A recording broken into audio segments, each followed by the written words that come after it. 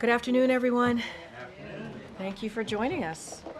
Thank you for joining us. Okay, I have a couple things at the top, and as you can see, we have guests with us today. Our hearts go out to the families of the 6 individuals still missing after yesterday's bridge collapse in Maryland.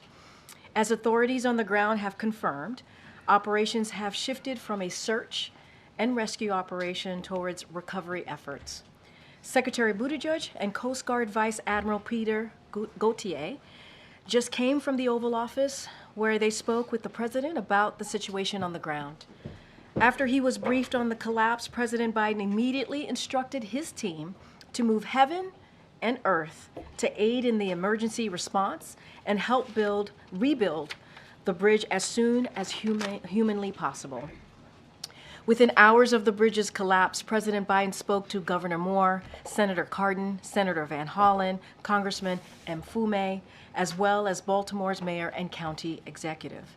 The president's message to them was clear. We will be with the people of Baltimore every step of the way. The president has remained in close contact with Secretary Buttigieg, who was in Baltimore yesterday to start the discussions about long-term rebuilding efforts and help the on-the-ground response. The president has directed a whole-of-government response. The Coast Guard has set up a unified command, and the Department of Transportation, U.S. Army Corps of Engineers, FBI, the National Transportation Safety Board, and Federal Highway Administration are all on the ground supporting state and local authorities in their recovery and rebuilding efforts. Joining us today, as you all can see behind me, to provide additional details about this administration's whole-of-government response are Transportation Secretary Pete Buttigieg and Vice Admiral Gautier, Deputy Commandant for Operations at the Coast Guard. With that, I will turn it over to Secretary Buttigieg, followed by the Vice Admiral. Secretary? Thank you very much, Karine. I want to start by thanking the Vice Admiral and the whole Coast Guard for their extraordinary partnership and recognizing the leadership of President Biden, who from the very beginning has been acting to make sure that we have a whole-of-government response to support the people of Baltimore. Yesterday, America awoke to shocking images of the Francis Scott Key Bridge collapsing after it was struck by a Neo-Panamax container vessel. And by the time most Americans saw those images, first responders and rescuers had already been at work for hours to save lives. That quick work unquestionably made an enormous difference, and they have our gratitude. In fact, if not for several factors, including those responders' efforts, the Mayday call, the maintenance closure that was already underway, and the time of day of this impact, the loss of life might have been in the dozens. But tragically, 6 people did lose their lives, and a 7th was badly injured. These were workers who went out to work on a night shift, repairing the road surface while most of us slept. Work is undergoing to recover their remains, and our thoughts and prayers are with their loved ones whose lives are never going to be the same. Even as those families come to terms with this grief, and even as those recovery operations continue, work is underway to investigate what happened and to restore the key transportation resources that were impacted. When it comes to the investigative work led by the NTSB and supported by the Coast Guard, I will respect their independence and not comment on that work, but I do appreciate being able to engage with NTSB, Coast Guard, and other personnel yesterday at the site. I also spent time with Governor Moore, and I want to express my appreciation for his leadership. The governor has responded to this unthinkable event with focus and compassion, and we're going to be working closely with him and with his state's DOT to support Maryland in their work to rebuild the bridge and reopen the port. I also want to thank Mayor Scott, County Executive Olszewski for their work and their team's work ensuring all resources are brought to bear in that response. While the investigation and the response continue, President Biden has made clear that this whole administration will be providing support in every respect for the recovery and the rebuilding process. From a Department of Transportation perspective, that really comes down to 4 major focus areas. Reopen the port, deal with the supply chain implications until the port does reopen, rebuild the bridge, and deal with the surface transportation implications until the bridge is rebuilt. Each of those is a distinct line of effort, and we're already taking steps toward each goal. With regard to the port, again, the Coast Guard, in coordination with the Army Corps of Engineers, will lead on the channel cleanup and the reopening so that that port can get back to full operation. We are concerned about the local economic impact, with some 8,000 jobs directly associated with port activities. And we are concerned about implications that will ripple out beyond the immediate region because of because of the port's role in our supply chains. This is an important port for both imports and exports, and it's America's largest vehicle handling port, which is important not only for car imports and exports, but also for farm equipment. No matter how quickly the channel can be reopened, we know that it can't happen overnight, and so we're going to have to manage the impacts in the meantime. We're working to mitigate some of those impacts, including using tools that didn't exist just a few years ago. Following the disruptions to supply chains from the COVID pandemic, President Biden's infrastructure package included the establishment of a new freight office within our department to help coordinate goods movement in ways that were not possible before. To be clear, ocean shipping is not centrally controlled the way you might expect with, for example, air traffic control. So having these tools allows us to create coordination that just didn't exist before. It's helped us to smooth out supply chains after COVID. It's helped us to manage the Red Sea crisis, and we're using it now to help the hundreds of different private supply chain actors get better coordinated to keep goods moving. Tomorrow, I will be convening shippers and other supply chain partners to understand their needs and to promote a coordinated approach as they adapt to the temporary disruptions while we plan mitigations. That said, the Port of Baltimore is an important port, so for our supply chains and for all the workers who depend on it for their income, we're going to help to get it open as soon as safely possible. Now, for the bridge, we are going to be working with NTSB as they lead their independent investigation. It's too early to speculate, of course, what NTSB will find, but if they discover or determine anything that should be considered in the regulation, inspection, design, or funding of bridges in the future, we will be ready to apply those findings. What we do know is a bridge like this one, completed in the 1970s, was simply not made to withstand a direct impact on a critical support pier from a vessel that weighs about 200 million pounds, orders of magnitude bigger than cargo ships that were in service in that region at the time that the bridge was first built. We also know that this is yet another demonstration of the importance of our roads and bridges, which is one of many reasons why the Biden-Harris administration worked so hard to get the infrastructure package passed, and why roads and bridges are the single biggest category in that package. We are committed to delivering every federal resource needed to help Maryland get back to normal, and we're going to work with them every step of the way to rebuild this bridge. It is not going to be simple. When we helped Pennsylvania and California swiftly reopen I-95 and I-10 respectively, there was terrific done work there, but that was addressing comparatively short spans of bridges over land relative to this span over water. And of course, in the Baltimore case, we still don't fully know the condition of the portions of the bridge that are still standing or of infrastructure that is below the surface of the water. So rebuilding will not be quick or easy or cheap, but we will get it done. As I mentioned, we're working with city, county, and state, and I also want to add that we've been closely engaged with the Maryland congressional delegation, many of whom were on hand yesterday, and who are doing a tremendous job advocating for their state. They've made it clear that they will work with us to push for any help that we need from Congress. Bottom line, as President Biden has made clear, the federal government will provide all of the support that Maryland and Baltimore need for as long as it takes, and we will work with Congress to deliver on that.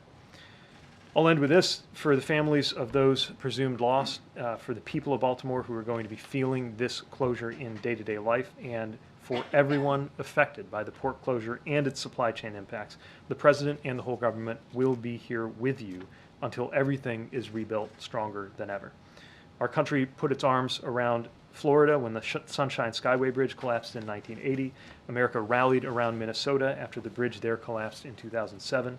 This will be a long and difficult path, but we will come together around Baltimore, and we will rebuild together. Admiral? Thank you, Mr. Secretary and Karine. So let me just add to what the Secretary has already briefed you on here. So yesterday evening, I think, as you know, after an intense and thorough multi-agency search on the water and from the air, the Coast Guard Incident Commander, Rear Admiral Shannon Gilreath, suspended the search for the individuals missing from the bridge collapse. He did this after consulting Governor Moore and many of the other agencies that were involved. The Coast Guard and the response community is deeply saddened that the missing individuals have not survived. And the Coast Guard appreciates the state of Maryland's leadership and humanity in supporting the family members of the missing. I'd like to personally thank the state and local responders for their heroic search and rescue efforts. While we didn't achieve the outcome that we had hoped for, it was a tremendous team effort in the treacherous operational conditions. As this aspect of the response shift to recovery operations and consistent with the President's direction to get the port up and running as soon as possible, the Coast Guard highest priority now is restoring the waterway for shipping, stabilizing the motor vessel Dolly and removing it from the site, and coordinating a maritime casualty investigation under the leadership of the National Transportation and Safety Board. So just a couple of words on each one of those. So in terms of assessing restoring the waterway, the Coast Guard is very tightly connected to the Army Corps of Engineers as they lead in that role as the lead federal agency for that effort. As we were in the Oval Office, the President called General Spellman, the Chief of the Army Corps of Engineers, who's on site. General Spellman and I had a number of conversations yesterday in terms of the coordinated approach moving forward, and they are moving very aggressively in putting resources and mobilizing the necessary equipment, conducting the analysis and the underwater surveys to do that. In terms of continuing to stabilize the vessel, mitigating any pollution threat, and removing the vessel from the area, the vessel is stable, but it still has over 1.5 million gallons of fuel oil and lube oil on board, and it does have 4,700 cargo containers on board. 56 of those contain hazardous materials, and 2 are missing overboard. The ones that are in the water do not contain hazardous materials. And then around 13 or so on the bow of the ship were damaged as the bridge collapsed and impacted the front of that ship. So the Coast Guard has moved aggressively to board the vessel, and we have teams on board. The responsible party, the ship operator, has mobilized, activated their marine salvage plan in addition to their marine pollution response plan, both things that are required by the United States Coast Guard. The salver is a Resolve Marine Incorporated, and they have begun mobilizing resources to take the next steps appropriate to refloat the vessel and remove it from that area. The real critical thing here is that, as you know, a portion of the bridge remains on the bow of that ship, and we will be coordinating very closely with the Army Corps of Engineers and their contractors to first effect the removal of that debris before the vessel can then be removed. The vessel bow is sitting on the bottom because of the weight of that bridge debris on there. And there are underwater surveys that are happening by remotely operated vehicle. Divers will be in the water today to complete that underwater survey. There's no indication that there's any flooding or any damage underneath the waterline to that vessel, and that effort will continue, and we'll keep you informed of that. And then lastly, in terms of the casualty investigation, as the Secretary had said, this is led by the National Transportation and Safety Board. I've had a couple of conversations with Chair Hamandi on this account, and basically what we've done is we've activated a memorandum of understanding between the Coast Guard and NTSB, and because of the multimodal and complex nature of this investigation, we will be providing Coast Guard investigators for what we call a Marine Board of Investigation, which is our highest level of investigation in the Coast Guard that will fold in and coordinate with the NTSB investigation as that moves forward. I think the Secretary closed with some top-line messages, and for us, I can tell you that our unified command, which is essentially a term that we use in the United States for how we mobilize against crises with all the appropriate federal, state, local agencies and other stakeholders. We have a tremendous amount of talent on there, and a lot of resourcing, and given the magnitude and importance of this response, it's going to be very, very aggressive moving forward, and we'll keep you informed of that. Thank you. Thank you so much. Admiral, CNN has obtained a government memo that the Coast Guard is currently evaluating hazardous material that was contained in some of the containers on the ship. Can you update us on that investigation? And is there a threat to the public from any of the materials on board the ship? There is no threat to the public from the hazardous materials on board. So we've obtained the vessel manifest that container ships carry and done the analysis of the types of hazmats that are on board. We have a very specialized hazmat team on board called the Atlantic Strike Team. We have 3 of those around the country. And we have air monitoring them there to detect if there are anything that are coming off of those containers. The majority of those containers are closer to the pilot house and are completely unaffected by the damage to the bow of the ship. And we have not determined that there's any kind of release at this time. So what do you assess as the risk that some of those materials could leak or spill? So most of these things are things like mineral oils, and even though they're hazardous, we've determined that there really isn't any kind of threat to the public. And Secretary Buttigieg, for you, President Biden has said the federal government should front the full cost of reconstructing the bridge. What do the early estimates say that cost will be, and how quickly can you get that money? We don't have dollar estimates yet, but we actually have provisions that allow us to begin releasing funding even while that is being determined. My understanding is, as we speak this afternoon, an emergency relief funding request has come in from the Maryland State DOT. We'll be processing that immediately to start getting them what they need. Also, later today, there will be a design and procurement-oriented meeting that we'll participate in, our Federal Highway Administration, along with MDOT. Again, obviously it's early days, but now is the time to begin scoping that out so that they can get to work. Thank you. Related to that, Mr. Secretary, how much existing money is there now within DOT coffers to handle requests such as the one from MDOT? Do you have funding through the Federal Highway Administration, through the infrastructure law, or when do you anticipate having to go to Congress for potentially a supplemental request on the bridge costs? So the infrastructure law did authorize funding into the emergency relief account, which is the mechanism that is most likely to come into play here. Last I checked, there was about $950 million available, but also a long line of needs and projects behind that. So it is certainly possible, I would go so far as to say likely, that we may be turning to Congress in order to help top up those funds, but that shouldn't be a barrier to the immediate next few days beginning to get the ball rolling. What would be the time frame of sending that sub request? I think it's too soon to know the mechanics of that.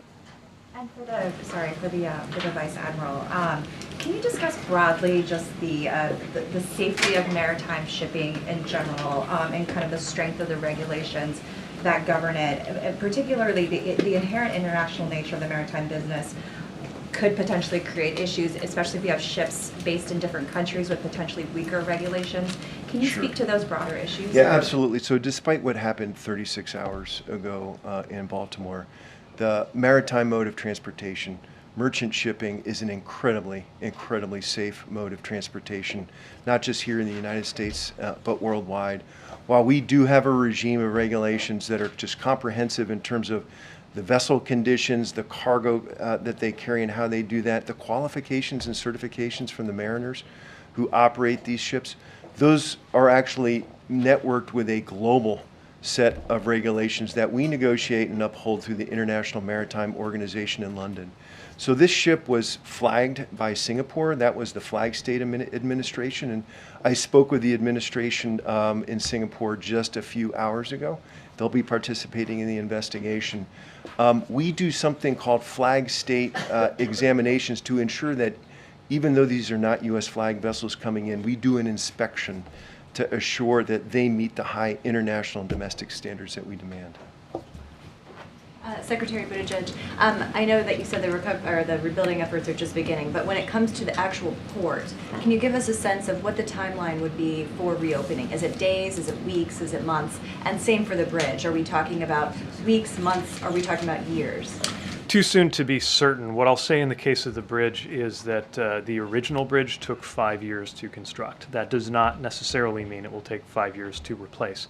but that tells you what went into that original structure going up. Again, we need to get a sense of the conditions of the parts that look okay to the naked eye, but we just don't know yet, especially in terms of their foundational infrastructure. So it is going to be some time where commuters are going to need to depend on that 95 and 895 tunnel, and it's going to put pressure on them. As far as the port, again, too soon to venture an estimate. The vast majority of the port is inside of that bridge, which means most of it cannot operate, although there is a facility at what's called Sparrows Point that can handle some amount of cargo shipping, but nothing close to the totality of Baltimore. And for the port workers, you mentioned there's going to be an economic cost, but also incurred to them, I'm sure. Any of the funding that you're talking about in terms of emergency funding, would that cover them as well?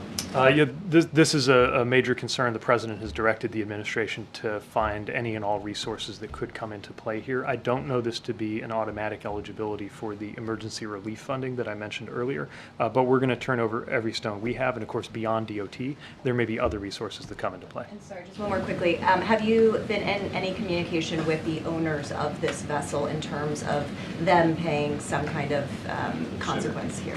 I have not, and I'd really defer to NTSB and law enforcement for that.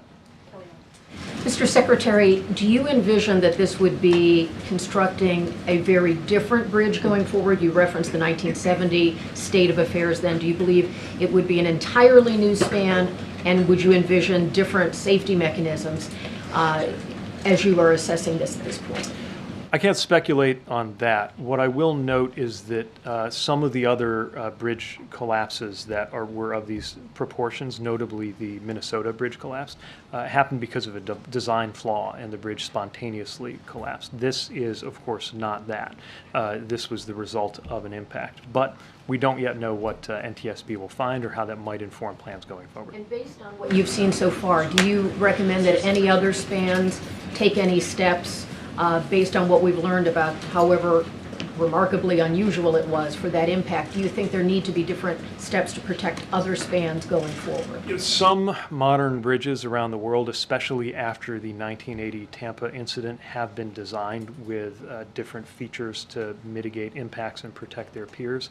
Right now, I think there's a lot of debate taking place among the engineering community about whether any of those features could have had any role in a situation like this. Again, it's difficult to overstate the impact of this collision. We're talking about, it's not just as big as a building, it's really as big as a block.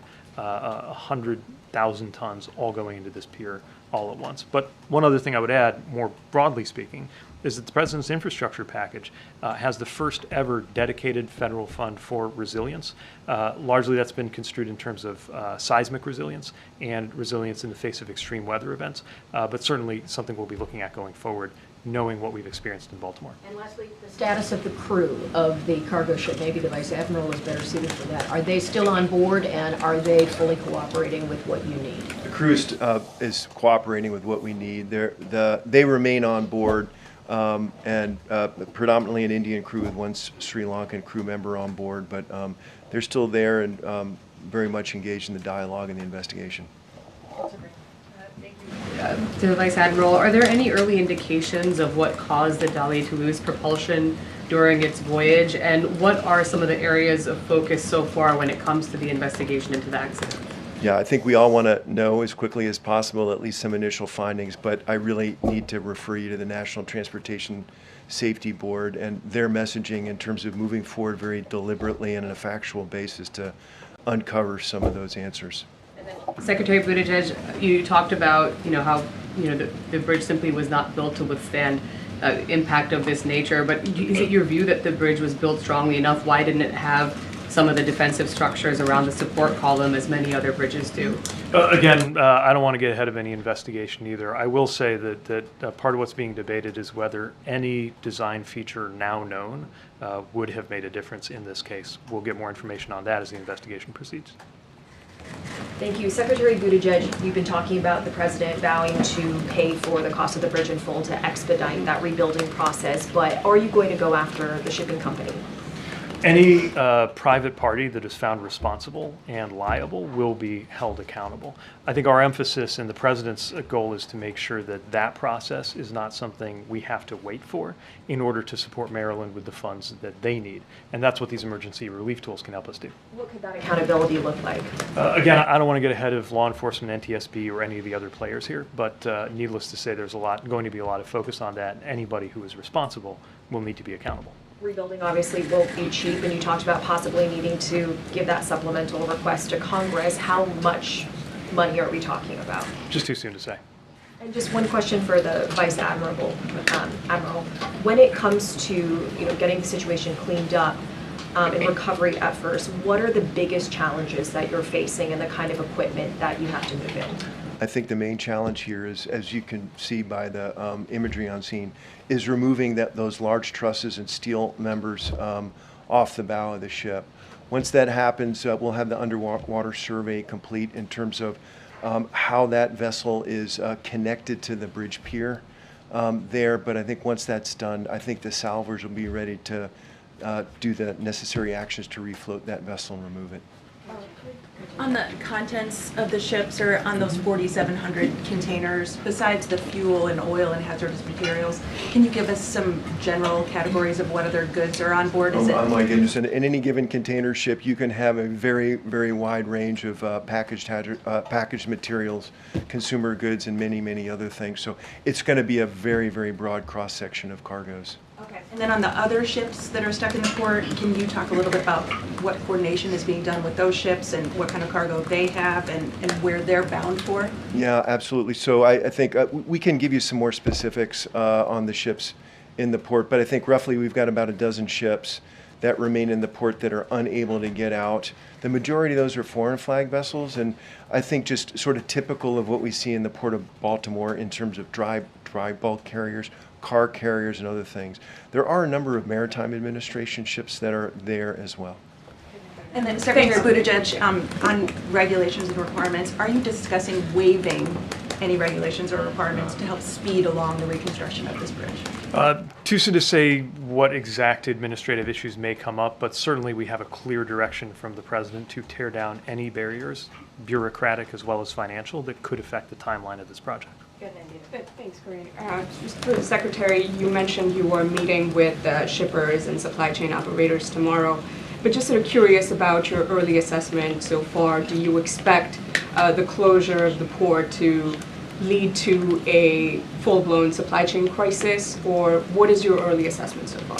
Well, this is not of the proportions of, for example, LA and Long Beach when it comes to container traffic. That's one port complex or two ports that collectively represent 40% of U.S. container traffic.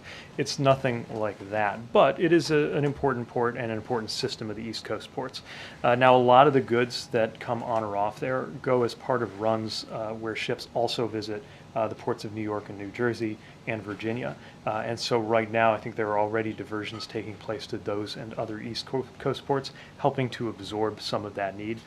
So those are the kinds of things we're getting more information on right now, and I'm looking forward to getting a better sense tomorrow after talking to the shippers. And a quick question on sort of safety reviews. You know, obviously the ship was involved in an accident in Belgium, I believe in 2016. Is this incident going to prompt a full-scale review of vessels like this? So we've seen what's in the news in terms of that particular incident. I don't know whether that's particularly informative to this. Probably a different vessel crew, different pilots, different weather conditions, and so on and so forth. But nevertheless, the Coast Guard keeps the safety histories of all the vessels that call into U.S. ports. And so we're reviewing that in terms of the investigation. Thank you for the Vice Admiral. Can you discuss your degree of confidence in the victim numbers that we've heard so far? We have seen evidence that there are sonar that's picked up cars at the bottom of the river. Do we know that all those cars belong to the construction workers, or is there a chance that other cars may have fallen into the river? So we've heard similar reports in the news, and so basically the Coast Guard is going off of the numbers of individuals that have been provided to us by the state of Maryland, as they were the ones who were administering the bridge and had the best idea of how many individuals might have been involved. For a Secretary Buttigieg, you mentioned earlier that there is not an air traffic control type body for shipping. Is that an indication that you think that there should be something like that for the future? No, it's a very different system, but I do think it's important for the public to understand that. If a runway or an airport goes out of service, and then there's immediate instructions from a central authority on what to do and where to go. It just doesn't work that way in shipping. What I will say is we have felt, especially since the summer of 2021, that there needs to be more coordination than there has been in the past. I think sometimes even not just as a matter of practice, but as a matter of culture, different shippers and other entities that have been rivals just don't coordinate. We built a program called Flow, which invites different participants, cargo owners, shippers, ports, terminal operators, and others, to begin sharing data. That's something that served us well going to the Red Sea issues. It's certainly serving us well right now because that data can help us get a sense of how these effects are rippling through other ports. So we welcome that coordination. We're trying to promote it, but that doesn't mean that it's happening on a command and control basis. Thanks, Karine. Secretary Buttigieg, when was this bridge last inspected?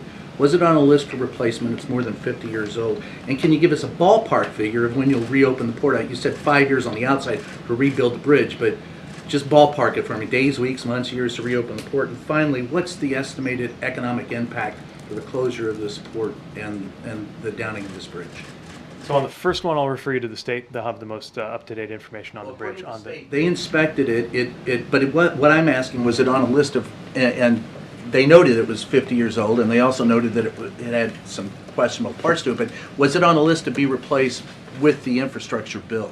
It certainly was not the subject of an immediate discretionary grant to replace it or something, anything like that. We do have some work going on I-895, but to my knowledge, nothing immediate in terms of any discretionary grants going to the bridge. Economic numbers, about 8,000 jobs we think are directly implicated, and over $100 million of cargo moves in and out of that port a day. And what was the middle question? Ballpark it when the port will be reopened. Reopening the port is a different matter from rebuilding the bridge. Yes. The port, that's just a matter of clearing the channel. Still no simple thing, but I would expect that can happen on a much quicker timeline than the full reconstruction of the bridge. So can you ballpark it just a little? As you can imagine, I'm asking our teams the same question, but I don't want to put something out just yet. Weeks, months, years? We just gotta keep going. I understand, but just give us something there. As soon as we have something, I'll tell you. Yes, go ahead, John. Secretary Buttigieg, another supply chain issue for you has to do with the significant amount of automobiles, cars, trucks, coal, LNG that goes through the port of Baltimore. What will be the impact on the supply chain on those specific industries? Yeah, so this is one of the key ports again for vehicles, and some vehicles are actually finished at facilities that are on port grounds, so it is significant. That being said, of course, it's not the only facility that can accommodate roll-on, roll-off vehicles. You see that in Savannah, certainly in New York, New Jersey, and Virginia. The tractor equipment will be more complicated than the ordinary light-duty vehicles. These are exactly the kinds of information that we're going to be seeking over the coming days, including at tomorrow's convening.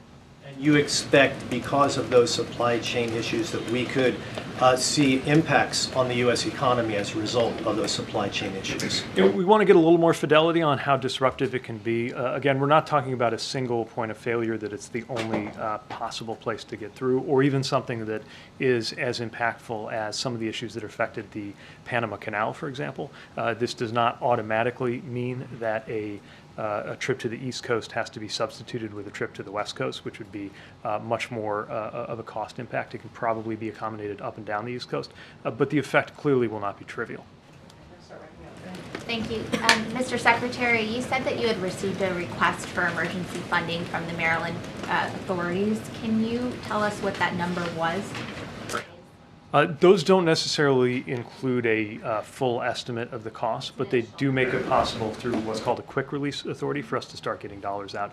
I was just notified that this is coming in as I was stepping out here, so I don't have more details than that right now. Hi, Secretary Buttigieg. So, just clearly speaking about economic impact, each day that the port is shut down, what is the economic impact per day?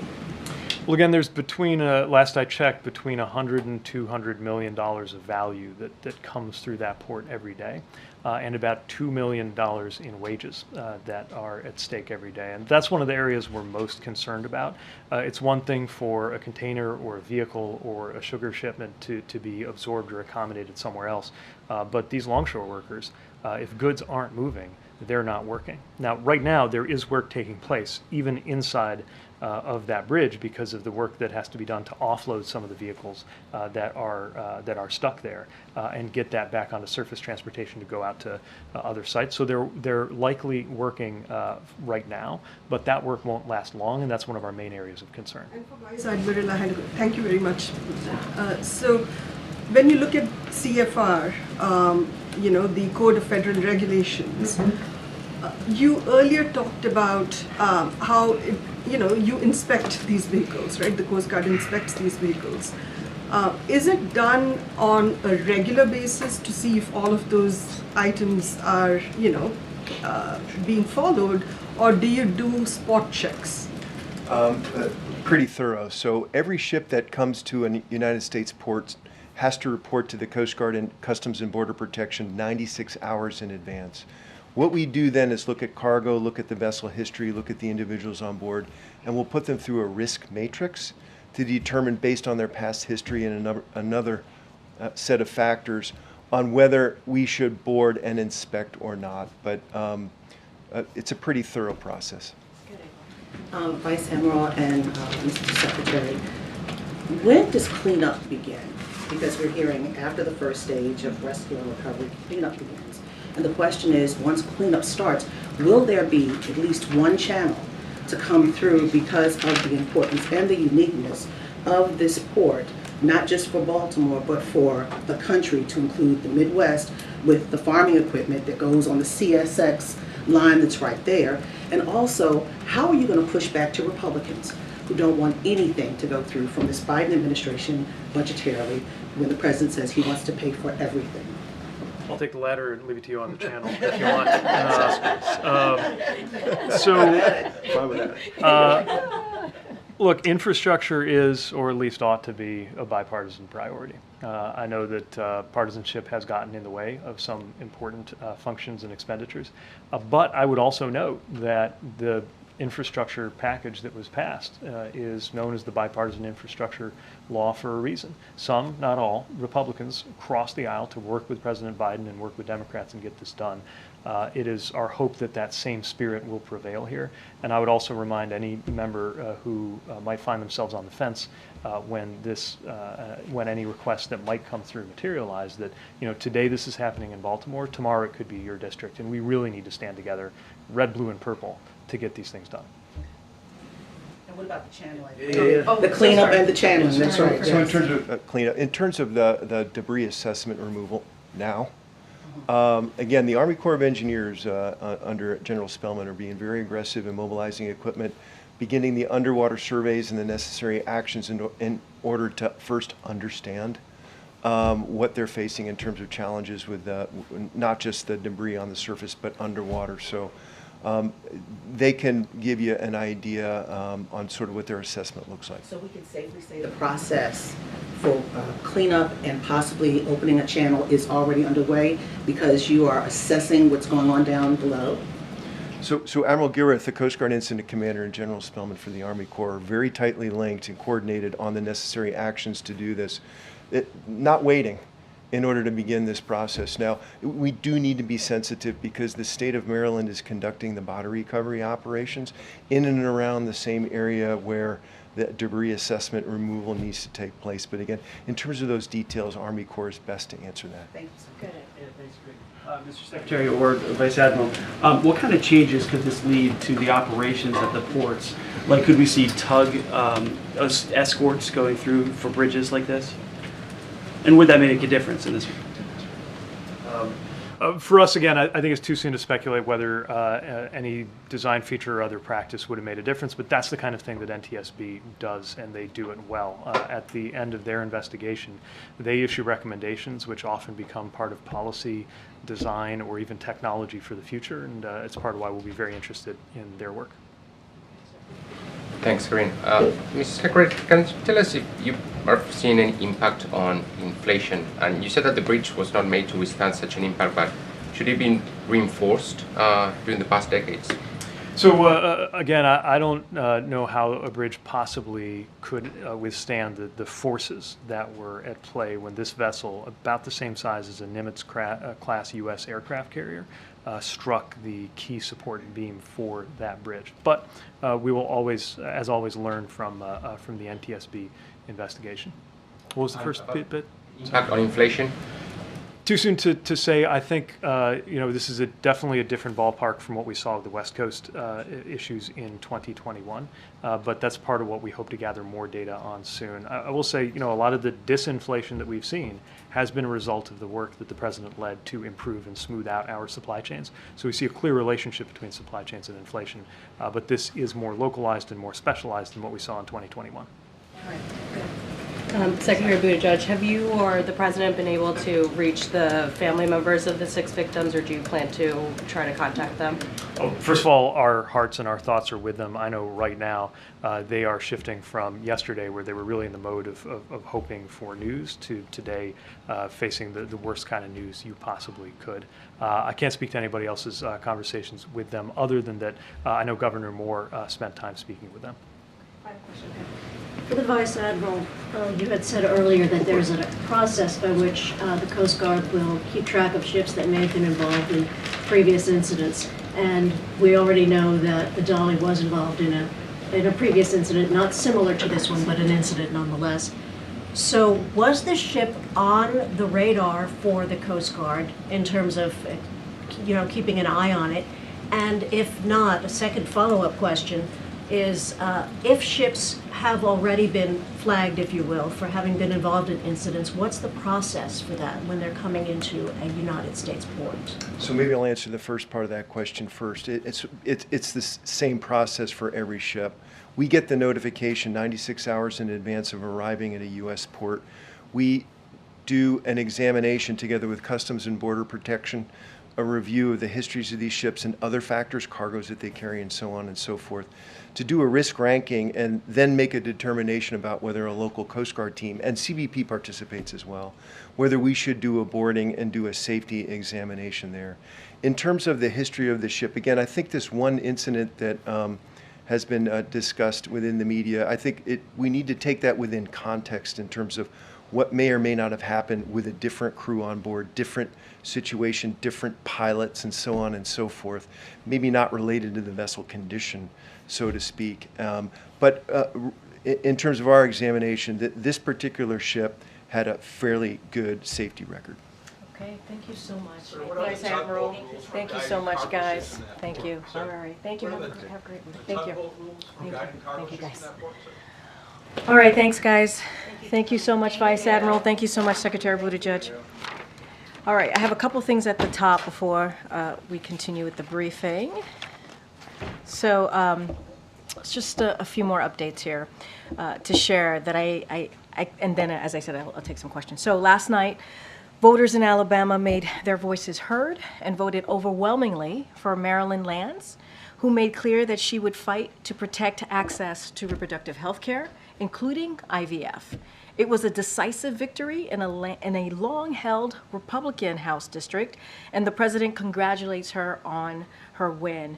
As we saw last year in Ohio and previously in Michigan, California, Kentucky, Vermont, Kansas, and Montana, in every state where abortion has been on the ballot, the American people overwhelmingly vote to protect reproductive freedom. President Biden and Vice President Harris stand proudly and firmly behind the majority of Americans in this fight. And they will continue to take action to protect this fundamental freedom that is under relentless attack by extreme Republican elected officials. But the fact remains that the only way to ensure the right to choose for a woman in every state is for Congress to restore the protections of Roe v. Wade into federal law. Only Congress can pass that law, which President Biden, if it were to get to his desk, he would indeed sign it. Now, today we had another announcement. The Biden-Harris administration also launched the Save Date of action to promote SAVE, the most affordable student loan repayment plan ever, which President Biden announced just last year. The SAVE Day of Action is a coordinated effort to bring together public, private, and NGOs that could reach 100 million Americans with information about SAVE. Vice President Harris kicked off the campaign this morning, encouraging people to visit studentaid.gov/save, where they can join the more than 7.7 million borrowers representing every congressional district who are currently enrolled. Thanks to SAVE Plan, more than 4.5 million borrowers have a monthly payment of $0, and an additional 1 million borrowers have payments of less than $100. Finally, I want to acknowledge a solemn anniversary that will happen later this week. Friday will mark 1 year since American journalist Evan Gershkovich was arrested and wrongfully detained in Russia. Just yesterday, Russia extended his detention after yet another sham hearing. In yesterday's hearing, the Russian authorities did not even provide any evidence of a crime. In fact, they have provided no real justification for holding him. That is because he has done nothing wrong. Journalism is not a crime. Let me say that again. Journalism is not a crime. This administration will continue working every day to secure his release. We will continue to push back against Russia's attempts to use Americans as bargaining chips. And we will continue to stand strong against all those who seek to attack the press or target journalists. To Evan, to Paul Whelan, and to all Americans held hostage or wrongfully detained abroad, keep the faith. We are with you, and we won't stop working to bring you home. With that, Sungmin. A quick one, any update on when the president would go to Baltimore? I don't have an update for you. Obviously, we want to do it when it is the appropriate time on the ground. We're going to continue to have conversations with obviously local officials on the ground to get a sense of what their needs are, but we want to make sure that we do not disrupt their efforts. You just heard from the Secretary and the Vice Admiral, this is a major undertaking, and so we don't want to get in the way. But you heard from the President. He wants to get there as quickly as he can. And one on Israel. Our understanding is that talks are restarting between the U.S. and Israel about rescheduling that meeting that was supposed to be held this week on Rafah. So what is the U.S.'s understanding of why Prime Minister Netanyahu is having this apparent change of heart? Did the meetings with Defense Minister Gallant go particularly well this week and came to that conclusion? So obviously I'm going to let the Prime Minister speak for himself on that first part of the question. What I can say on Israel more broadly, as you asked me about meetings that were held here, they were constructive discussions with Israel's defense minister over the last 2 days. Rafah was one of the many topics discussed with Jake Sullivan, Tony Blinken, Lloyd Austin, and Bill Burns.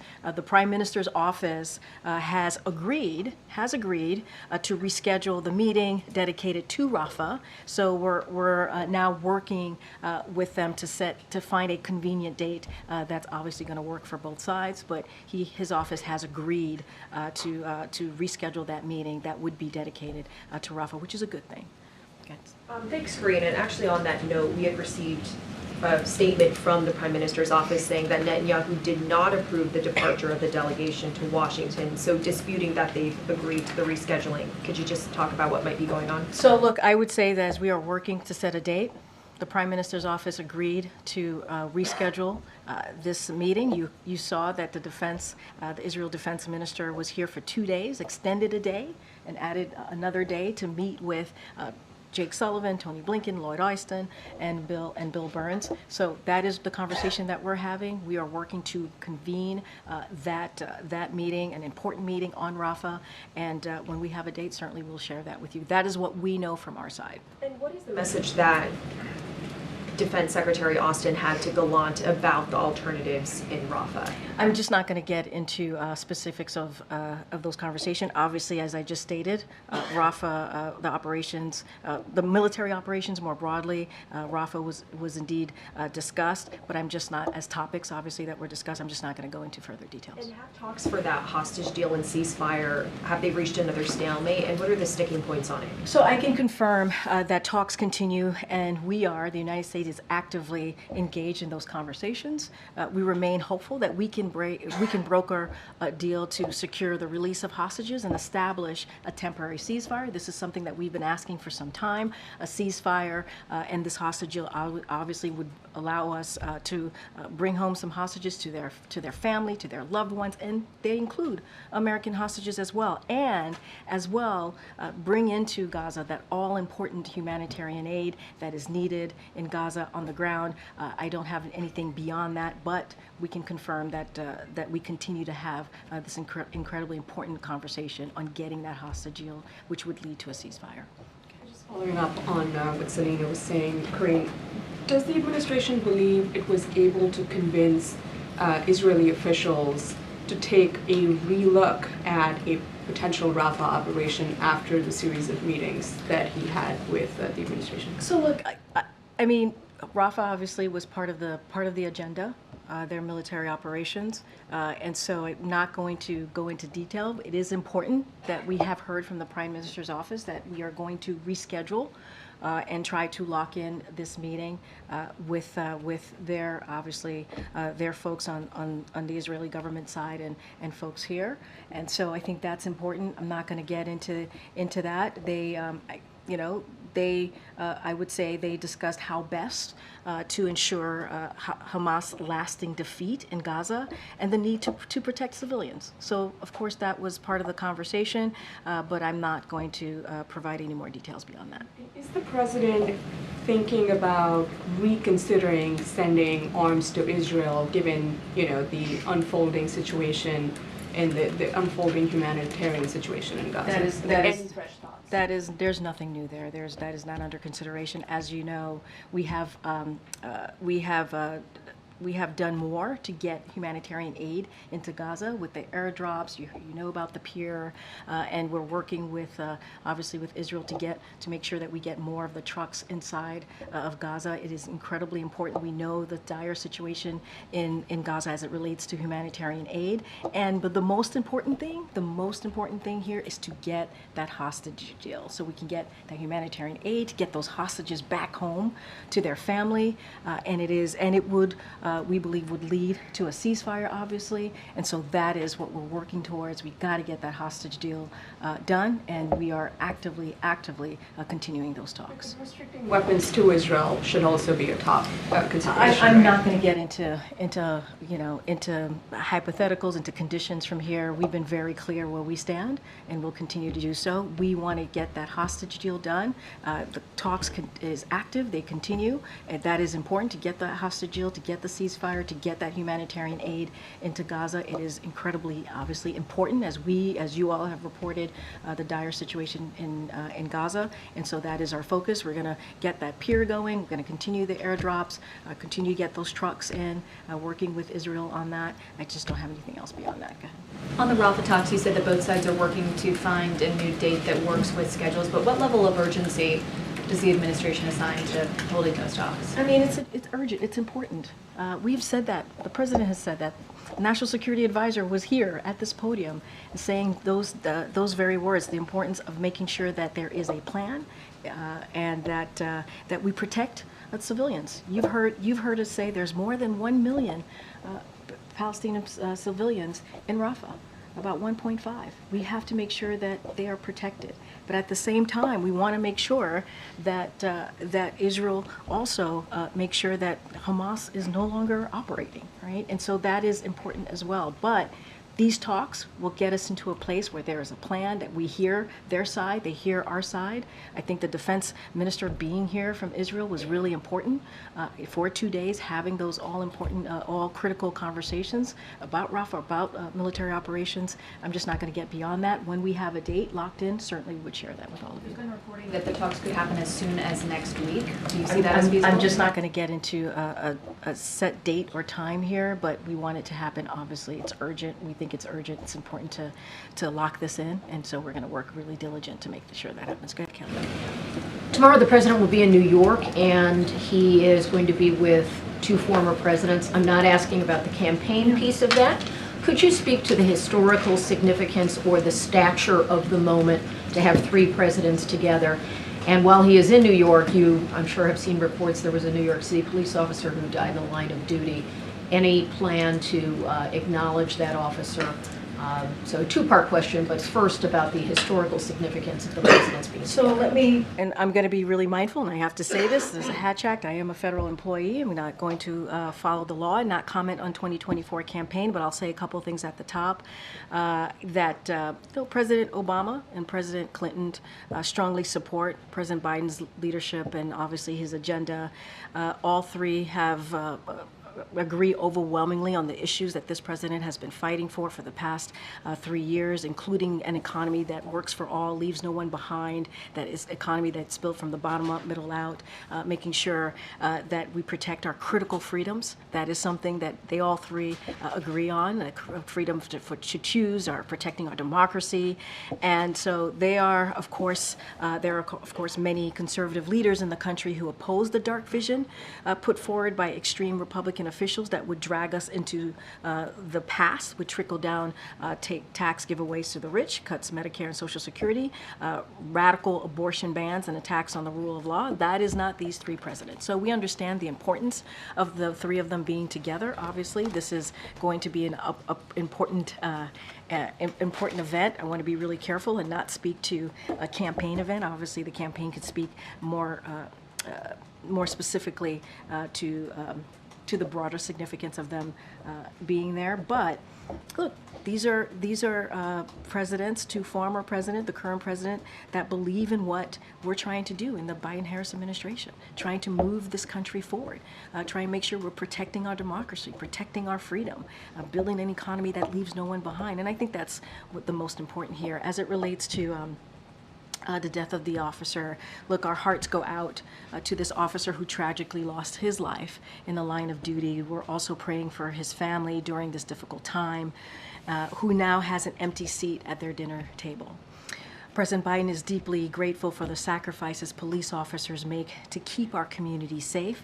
This shooting is yet another painful reminder of the toll of gun violence, that what it's doing to inflict on families in our communities in our nation. And that's why the president signed more than 24 executive actions. That's why we're able to pass a bipartisan agreement to deal with the gun violence that we're seeing in this country. Obviously, more work needs to be done. We need Congress to continue to act on making sure that our communities are safe.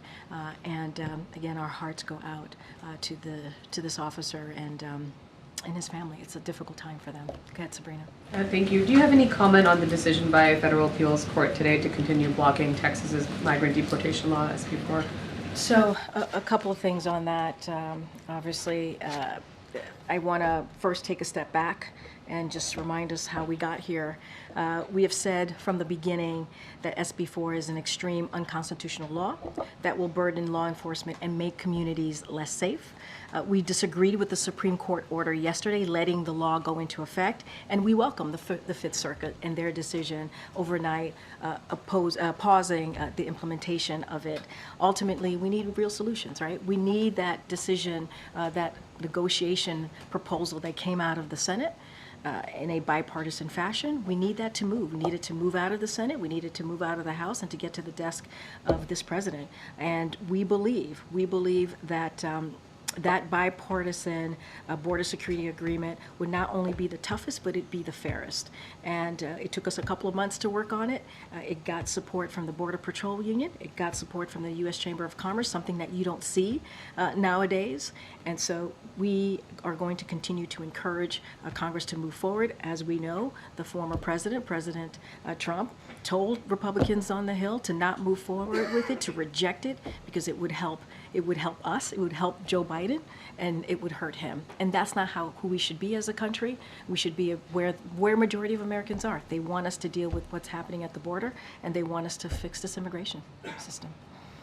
All right, I'm gonna go ahead, Ariel. I haven't spoken. Thank you.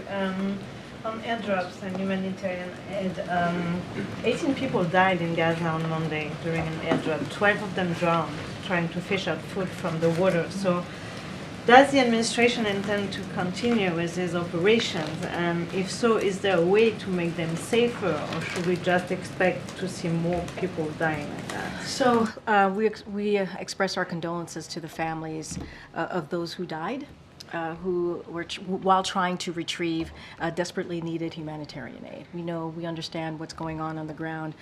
We know that the humanitarian situation on the ground, as I've stated many times already, just in the past couple of minutes, is dire. And so, which is why we're working around the clock to increase the flow of humanitarian assistance going into Gaza. So we're going to continue to do that. Look, this is, again, why that hostage deal is so important, why we're going to do everything we can, working around the clock to get that hostage deal done, because, yes, it's about getting the hostages and home to their families and their loved one, which is critical and important. Let's not forget there are American hostages as well included. And to get that humanitarian aid, to lead to a ceasefire, but also get to that all-needed humanitarian aid. Our hearts go out and our condolences go out to the families. It is a devastating situation. We have to make sure that we continue to get that humanitarian aid into Gaza. Go ahead, Jackie. Great. On the delegation issue, I heard messaging from the administration earlier this week explaining, that the U.S. abstaining from that UN vote and allowing it to go through didn't really matter because it was a non-binding resolution. But if it doesn't really matter, why not vote no again and avoid this whole fallout with Israel, because it obviously mattered to them. And so I guess where I'm coming from is, how did we get here? What caused this, and is it politics? So look, the principles of the deal were there, right? It talked about a ceasefire. It talked about hostages, which we believe the principles were there. But we believe the only path forward to a ceasefire is to negotiate a hostage deal, a hostage release as well, right? We believe those two things are both important, and to do that together. And so this vote didn't do that, though. It didn't condition them. Well, that's not how we saw it. Right? And so we have long said a ceasefire will not be achieved in the Security Council, but through diplomacy on the ground. That's what we have said. We have to see that diplomacy on the ground. And so the resolution, as I've stated, as you just stated in your question, is non-binding and does not create new obligations under the international law, such as what the Council does when it imposes obligatory sanctions. But nevertheless, that shouldn't matter. Even though the resolution lacks the binding provision, all Security Council resolutions carry great weight and should be implemented. In this case, however, it is irrelevant whether the resolution imposes any new legal objections, as the text demands exactly what the United States has long been pushing. We want both a hostage deal and a ceasefire, making sure that humanitarian aid gets in, and that's what we want to see. That's why we believe the principles were right, but we didn't feel like it did exactly where we stand on our policy. It wasn't nothing. The U.S. has blocked previous votes from going through that looked exactly like this. So what caused the shift, and what is the president's reason for allowing this to go through? It is a change. No, it is not. It is not a policy change. We've been very clear. We disagree. We've been very clear that in order to get a hostage deal that would lead to a ceasefire, we also got to get that humanitarian aid. We believe it is all connected in that way. And so that is where we stood. That's where we've been. It is not a policy change. The principles were there, but we have a way that we want to do this, right? A hostage deal, those are the critical conversations that are happening, the active conversations that are happening, making sure that we get those hostages home. American hostages are also included to their loved ones. We also got to get that humanitarian aid, and we believe that diplomatic effort, the diplomacy, the diplomatic work that is being done would lead us to that.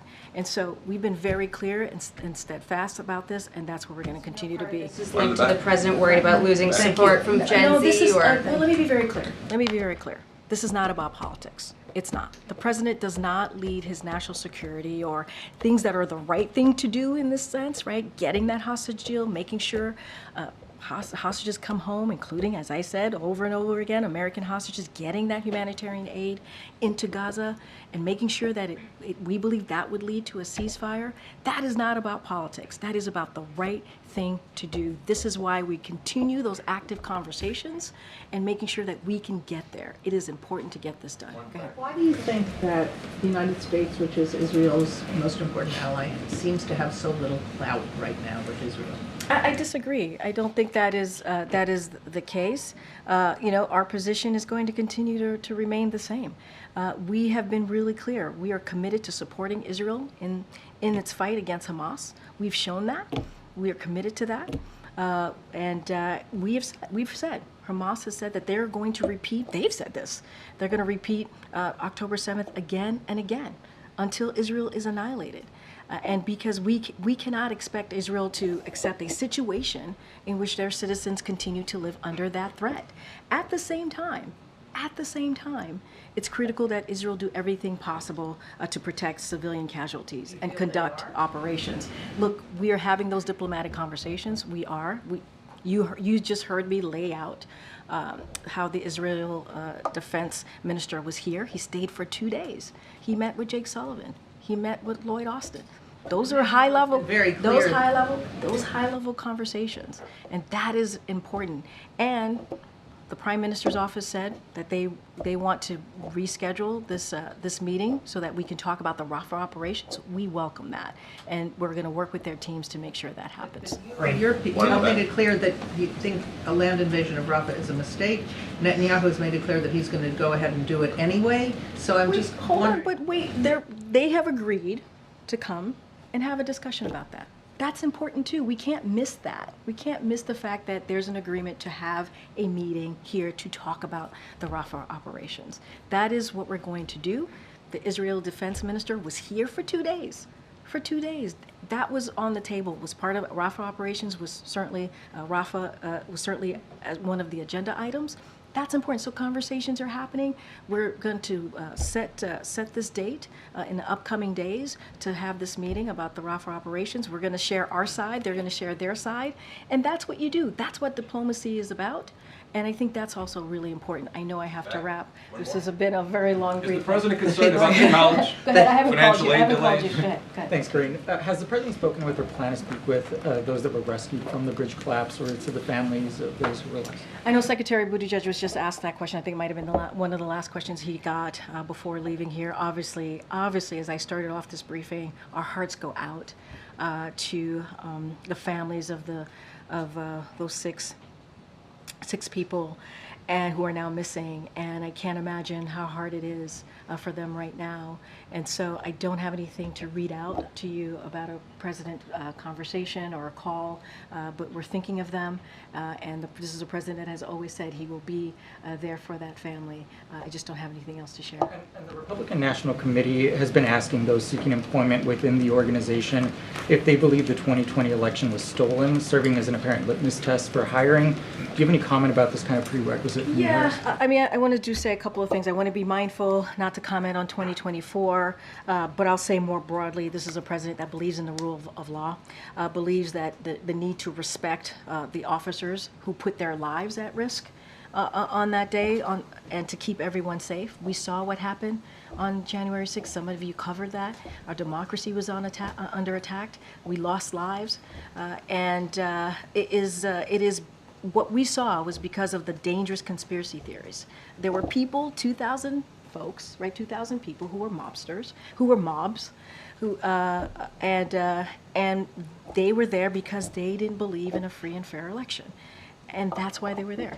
The Trump administration itself certified that the 2020 election was the most secure in our history, but yet this is what we saw. And so we're going to continue to stand with law enforcement. We're going to continue to fight for our democracy. And I'm going to be very careful not to speak beyond that, what the RNC decides to do. All right, everybody. Thank you so much. About the ongoing college financial aid